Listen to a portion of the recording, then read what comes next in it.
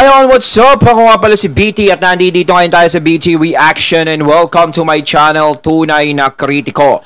At meron po tayong panonooring video ngayon. Ito po ay nagbula kay Pinas Balita TV. At syempre, sa mga hindi pa po nakakabisita sa channel ni Pinas Balita TV, bisita na po kayo mga katunay. At kung hindi pa kayo nakakapag-subscribe, subscribe na din po kayo mga katunay kay Pinas Balita TV. At syempre, huwag nyo rin po sana kalimutan na mag-subscribe dito sa channel ko sa Tunay na Kritiko. Sa mga hindi pa nakakapag-subscribe and click the notification bell para maging updated po kayo sa mga reaction videos na aking ilalabas. At huwag na natin pagtagalin at sabay-sabay na nating panoorin ang laman ng video na hatid sa atin ni Pinas Balita TV at bibigyan natin ng reaksyon. Can you feel it? Can you feel it? Woo! Pasok! Ito ang nakakagulat Yoko sa nakaraang Marcoleta. pagdinig sa Kongreso patungkol sa prangkisa ng SMNI at ang resolution na mababang kapulungan na pinahintulutan ang ICC na magsagawa ng investigasyon sa bansa hinggil sa war on drugs ng dating Pangulong Rodrigo Roa Duterte ay kapansin-pansin naman na absent si Congressman Rodante Marcoleta. Pero bago ang lahat mga kapinas, kung bago ka pa lamang sa channel namin ay huwag mong kalimutang mag-subscribe at pakiclick na rin ang notification bell para mas maging updated ka pa lalo sa lahat pa ng bagong videos na i-upload namin. At yun nga mga kapinas, banat pa ni Congressman Marcoleta ay hindi siya naimbitahan ng kanya mga kasama sa Kongreso na umattend na ayon pa sa marami sa ating mga kababayan ay malamang sa malamang nakokontrahin siya ng mga ito sa kanilang pag-aabuso sa kapangyarihan ng Kongreso. Matatanda ni pinakontempt ng mga mambabatas sina ka Eric Celes at Dr. Lorraine Bogoy nang dahil lamang sa hindi nito pagsagot sa tanong kung sino nga ba ang source nila sa di umano'y balitang 1.8 billion peso travel expenses ng House Speaker na walang iba kundi si Martin Romualdez. Matapos nga lumabas ang balitang ito ay umani agad ng samot-sari komento at reaksyon mula sa marami sa ating mga kababayan at marami nga sa kanila ngayon ang hindi napigilan ng kanilang sarili na maglabas ng kanilang hiling at komento sa mundo ng social media. And the netizens posted. Sandali, syempre, bago natin basahin yung mga post ng netizen dito kay Pinas Balita. Ayan, no, sinasabi nga na parang ayaw nila masyadong umeksena si Marcoleta. Ayan, syempre, alam naman na medyo kokontra siguro si Marcoleta sa mga desisyon dyan sa Congress. Alam naman natin na iba ang pananaw ni Marcoleta, no? Talagang kapag mali is talagang sinasabi niyang mali. Kapag tama ka naman is tama. Hindi niya naman kinokontra. Pero kapag may narinig na mali, syempre pag hindi maganda sa pandinig niya at kontrahin niya yon, nako. Medyo madidismaya yung alam mo na yung mga kasama niya dyan, diba? Maraming salamat Congressman Marcoleta, hindi nagkamali ang aming pamilya sa pagboto sa iyo. Sayang ang bilib namin kay Akop. We cannot believe the man to become so disappointed for his statements. When we view the hearing, we have high hopes to Akop for a fair hearing, but to our surprise, what? Sagutin muna nila ang tanong para sa 1.8 billion at hindi tanungin kung saan at sino ang source. Ani ba yan yung kung ang kanilang tanong ay hindi nasagot, kulong kaagad? Ani bang demokrasya or komunista? Saan ang freedom? Si Kung Marcoleta ay hindi abusado at hindi nila mabubusalan, lalo na kung alam ni Marcoleta na mali na ang gagawing desisyon ng ibang kongresista. Sasablay ang plano nila kung nasa Kongreso din si Kong Marcoleta. Ang inabisuhan lang nila ay yung mga sama din ng loob ng SMNI sa mga congressman. Alam na this. Dapat nandoon kayo Congressman Marcoleta dahil kayo lang ang matalino dyan sa Kongreso. Nagtataka nga kami bakit wala kayo sa hearing. Sinadya na hindi iniimbitahan sa babarahin lang sila ni good Congressman Marcoleta. Yun yung iniiwas nila eh. Yung mabara sila ni Marcoleta. Diba? Lalong-lalo na dyan sa ginawang pagkulong, pag-detain sa kay Ka Eric tsaka kay Badoy, di ba? Hindi ko konsintindi ni Marcoleta yon. Siyempre, kapag kinontra niya yan, sagutan na yan. Parang ayaw na nilang makipagtalo tungkol dyan. Diba? Sayang ata si Marcoleta, no? Hindi nanalo na hindi siya nanalo na senador. No? Mga katunay, si Marcoleta, sana sa susunod na sa eleksyon is manalo to. Kasi talagang siya yung nakikita ko din na pinaglalaban yung karapatan ng mga tao.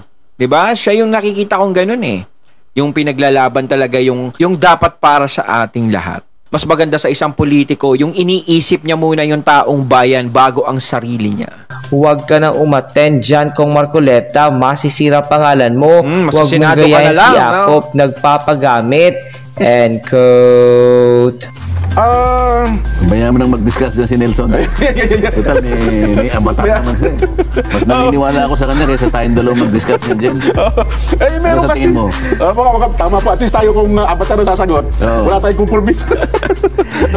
Meron kasi mga latest na mga pahayag ngayon, Una, kinunan po ng ilang mga reaksyon sa isang ambush interview yata ang Pangulong Bongbong Marcos ukol dito sa resolusyon. Pero itong resolusyon ba ito, Kong? Bago ho ba ito? Dati na po itong resolusyon na inihain po ng parang 2 o 3 congressman po? Yung isang resolution tungkol parang Oktubre pa yun eh. Last October pa, okay. Oo, tapos biglang yung kay Congressman Abante mukhang bago-bago ng konti. Opo. Pagkatapos yung biglaan na parang isinama yung kay Kong Edsel Lagman.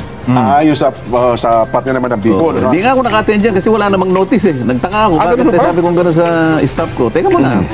Ba't ngayon mo lang sinasabi? Karaniwan naman 2 araw alam na natin yung... kasi po, kagabi lang po isinabit sa email kaya hindi ko po masyadong napansin. Gabi na kaya ngayong umaga.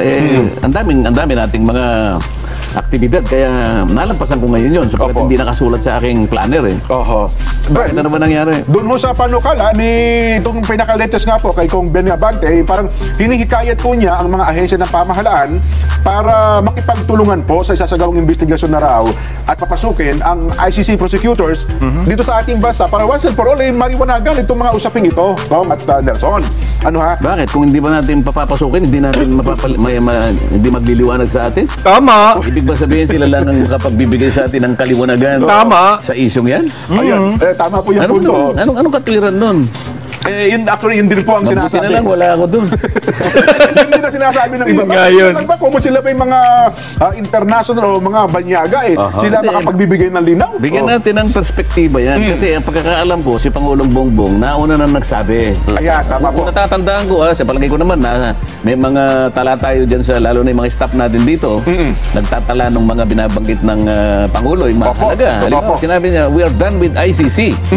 Di ba sabi niya? Opo, totoo po yan. Any probe that will be conducted by ICC is an intrusion into our internal affairs. Parang gano'n sinabi niya. Opo. Tama, hindi naman natin kailangan ng ICC dito. Di ba? Ewan ko ba kung bakit talaga na gustong-gusto nila yung ICC ang lumutas sa problema dito. Samantalang meron naman tayong sariling hustisya kung bakit kailangan pa makialam yung ibang bansa dito sa nangyayaring problema sa atin na hindi naman dapat nila tungkulin na ganyan. Kumbaga mga war crimes ang nila ang pinoproblema nila, hindi yung katulad nitong gustong-gustong mangyari dyan na gusto nilang papasukin yung ICC. Dahil nga dyan, gusto nila yung maano yung mga Duterte dahil sa ganyang kaso, pinapadali lang nila. Gusto nila, kapag nandiyan dyan siguro ang ICC, mas madaling makakasuhan to si Duterte, ganito. Hindi yung para linawin. Nandiyan sige, linawin. Diba? Pero, para tayong pagtatawanan ng ibang bansa niyan. Sabihin nila, mas kailangan pa pala kami dyan. Ibig sabihin, hindi nila kayang resolbahin yung sarili nilang problema na hindi naman ganyan kabigat masyado.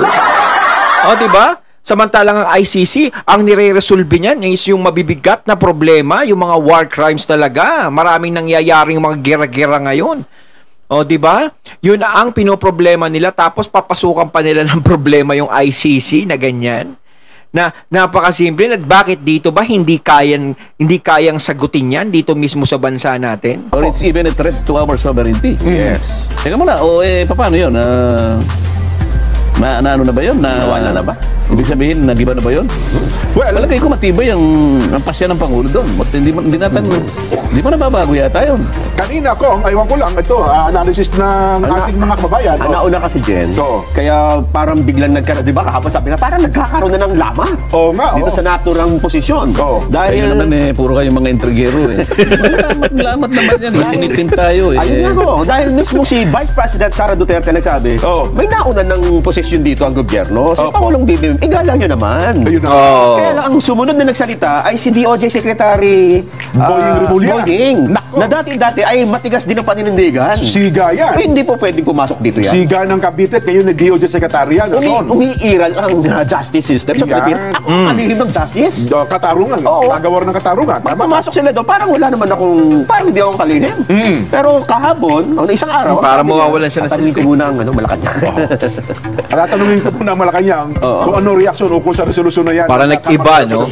At nung nagsalita na ang Pangulo, Oo. ay doon natin naintindihan, baka merong mga maging pagbabago dyan. Ano ba sabi ng Pangulo? Well, kanina ito ko, at Nelson, sa isa pong pakikipagpanayam sa Pangulong Bongbong Marcos, ayon po sa Pangulo, ito po, in toto, yung papasay ko. Verbati. Opo.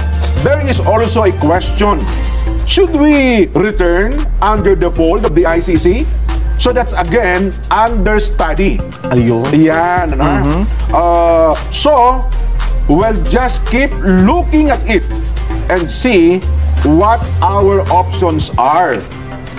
Yon ang sinasabi. So ngayon, naging understudy na yung pagbalik sa ICC. Parang pag-aaralan eh. Hindi naman daw ay parang may tinatanong lang at may mga... Pero dati, no, ayaw nilang papasukin dito. Ngayon, pag-aralan na lang. parang nagpaplano pa kayo, papasukin dito yan, Dahil na bumalik tayo sa pagiging miyembro ng Rome Statute, dahil nga sa umalis na tayo dyan.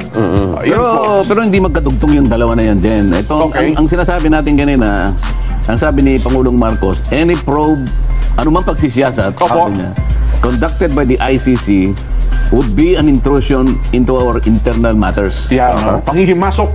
And a threat to our sovereignty. Yeah. Mabuti, natatandaan ko. Sabi niya, we are done talking with the ICC. Opo, tapos na. Di ba? Like what we have been saying from the beginning. Opo. We will not cooperate with them in any way, in any form, and in any shape. Dapat siya, pinaninindigan yan. Ito eh. Opo. Ngayon, yung sinasabi mo na, siguro merong nagano, Mr. President, baka sakaling pag-aralan po natin kung babalik. That's another. Ayun. Pero hanggang hindi pa pinag-aaralan, o ano man ang direction. Parang ganito yan eh. Parang merong nag-uudyok sa kanya, no? Sabi niya, Mr. President, pag-aralan natin. Baka kailangan natin yan dito. Ayun ang hirap minsan eh, yung mga bulong-bulong. Kasi hindi naman maiisip ni Bongbong kasi nga, di ba? May paninindigan na siya na tapos na tayo sa ICC. Wala na eh. Di ba? Tapos biglang magbabago yung isip niya na pag-aralan. So, ibig sabihin niyan is baka merong, alam nyo na, merong mahiwagang tinig na bumubulong-bulong ng konti, di ba? Pag-aaral na yon at kung sino man yung nagmumungkahi na yon. Ayun. Habang wala pa tayo doon, ito yung matatag na pangungusap ng Pangulo. Di ba? Opo. We're done talking with the ICC. Yun ang aking pagkakaalam din dyan. Opo. At Ngayon, kung ikaw ay naniniwala na, alam mo naman sa ating setup ng politika, Opo. ang mababang kapulungan din, Opo. dahil, alam mo, pagka ang speaker ay kaalyado ng Pangulo, Oho. di ba? Lahat ng mga patakaran at pagpapasya ng Pangulo, ang nagbibigay ng kaukulang pagpapatibay diyan ay yung House of Representatives. Tama po naman Diba? to. Opo, oo. Wala naman sigurong duda na ang ating Pangulo at ang aming Speaker ay magkamag-anak na Pinsang buo yan talaga pinsang po. buo ito. Opo, oo. Ngayon, paano mangyayari na, paano maghahain kayo ng resolusyon? Hindi ba ninyo inaalintana yung naunang pahayag ng kategorika? Oho. Hindi nila pinangawakan yung una eh. Kung halimbawa yun, nabago na, ibang usapan na yun. Pero hindi ako naniniwalang nabago na yun, Nelson. Kasi pag nabago yan, no, ibig sabihin, nagpadala si PBBM dun sa kung sino man ang nag-udyok sa kanya nun o nagmungkahi sa kanya. Ibig sabihin, parang namang walang sariling desisyon. Kung baga, nagsalita na sa PBBM, yung desisyon niya, yung unang sinabi niya yun ang pinaka-pinanghahawakan eh. So, biglang magbabago. O, ba't nagbago? Hindi naman pwedeng sa isip lang ng PBBM na, papasokin ko kaya ICC dito. Pag-isipan ko na lang. Kasi iba yung unang paniniwala niya. Imposible na makakapag-isip siya ng gano'n nang wala mang nagsasabi o nagmumungkahi sa kanya. Ngayon, kung sakaling mangyari man yun, no, nagawin niya o papasukin niya o magano na naman tayo sa ICC, ibig sabihin nakinig na naman siya sa iba. Pero mas maganda bilang Pangulo, di ba? Yung magkaroon ka ng sarili mong paninindigan. Diba? Ako nirerespeto ko si PBBM bilang Pangulo talaga. Oo.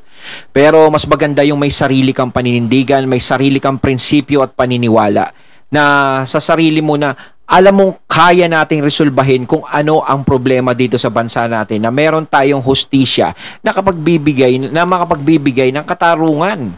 'Di ba? Na hindi na natin kailangan yung ibang bansa para sa mga ganyang klaseng problema. Mukhang nananatili pa. Totoo yaman po yan. At yan din po laging kinukong. Yun ang una muna nating bigyan ng matinding at malalim na konsiderasyon. Diba? Pagkatapos, saka na natin pag-usapan, talaga bang merong jurisdiction ng ICC? Di ba? Opo. Yan, lalong malalim na yan. Lalong malalim na usapin yan. Kasi kung ang pag-uusapan ay yung mismong statute din, kahit na paano naman binabasa-basa rin naman natin yung statute na yan, yung Rome Statute na yan. Ako, sa aking pagtansya, mali na papasukan tayo ng ICC dyan. Po. Iba yung, kailangan may distinction dito eh. Yung existing jurisdiction at saka yung exercise of jurisdiction. Maalala mo na kailan ba tayo kumalas sa ICC dyan? 2019. 2019 po. Ayon sa avatar ni Nelson, 2019. Ngayon, ito namang prosecutor, ito yung OTP. Opo. Ano ba yung OTP? Ito yung Office of the Prosecutor. Kala ko one-time password. Isang babaeng galing sa Africa. Opo. Diba? At saka isang lalaki. Hindi, nauna yung ano. Nauna yung lalaki ata po. Hindi, nauna yung babae. Oo nga pala, napagkamalang kong lalaki. Napagkamalang mo ng lalaki, pero babae yun. Opo. Yun ang dapat na niligawan ni Saito. Hindi si... Ano ba yun? Si Ayla. Ganito yan. Kumalas tayo 2019. Opo, March 17, 2019. 2019. Naging effective after 1 year, tama? Yes po. Kasi ang proseso lang magpapile ka lang ng notice sa Secretary General ng United Nations. Yun ang requirement eh. Ipaalam mo na kami po'y buong galang na kumakalas na po sa Rome Statute.